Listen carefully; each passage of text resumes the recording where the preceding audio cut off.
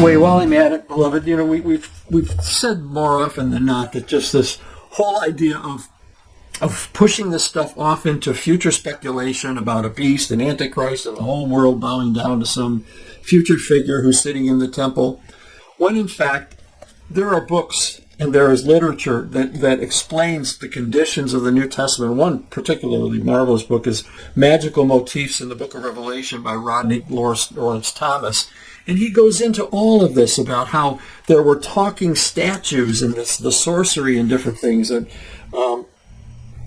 he mentions here that the statues were given life and shown to be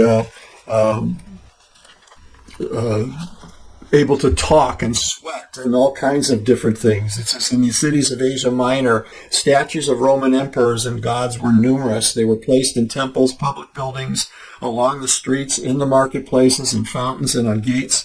Statues of emperors often were designated to resemble traditional representations of the gods with its panoply of images. There are numerous reports of strange phenomena associated with these images in which it was deemed that the gods were giving signs in some form. But the whole point is that these statues and these various types of altars and things, they were shown to be able to talk and to sweat. And also another great book here is The Antichrist and the Second Coming by Duncan Mackenzie. These books contain a wealth of historical information. These images that John's seeing are not just pure speculation about some strange, wild things going on in the future. This was a strange and wild time in the New Testament era when Rome was demanding allegiance, when Rome was saying, if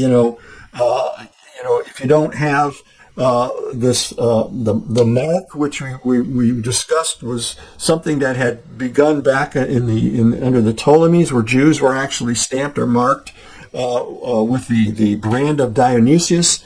There were requirements that if you didn't give a pinch of salt at an altar to Caesar, you couldn't get a document that was stamped that would allow you to buy and sell in the marketplaces.